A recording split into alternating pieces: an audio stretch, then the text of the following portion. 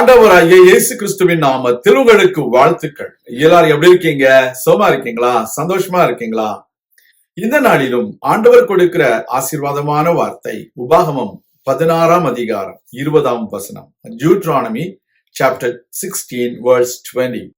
நீ பிழைத்து உன் தேவனாகிய கர்த்தர் உனக்கு கொடுக்கும் தேசத்தை சுதந்தரித்துக் கொள்ளும்படிக்கு நீதியையே பின்பற்றுவாயாக. அருமையான தேவனுடைய பிள்ளைகளே, நாம் வாழுகிற இந்த தேசத்தில் நிலைத்திருக்கவும் பிழைத்திருக்கவும் நாம் இந்த தேசத்தை சுதந்திரித்துக் கொள்வதற்கும் கர்த்தர் சொல்கிற ஒரு ஆலோசனை, நாம் நீதியையே பின்பற்ற வேண்டும்.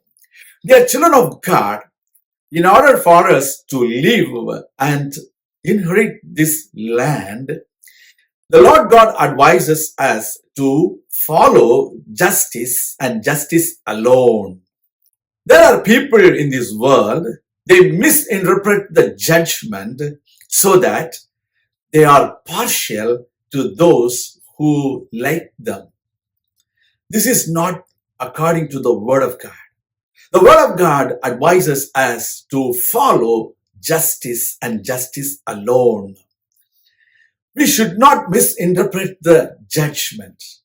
We should not be partial. And also, we should not take any bribe. Bribe blinds the judgment. So we need to understand, if you want to live in this land, you need to follow justice and justice alone. கர்த்தருடைய பிள்ளைகளே, இந்த தேசத்தில் நாம் வாழ்ந்திருக்க வேண்டும் என்றால் நீதியையே பின்பற்ற வேண்டும். அநியாயத்தை பின்பற்றக்கூடாது.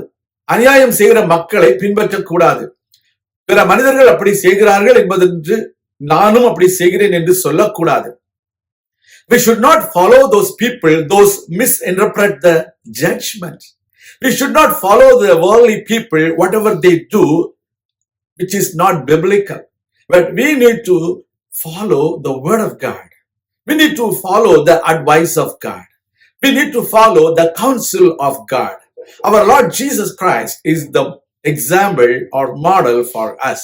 So we always have to understand, we should always follow justice and justice alone.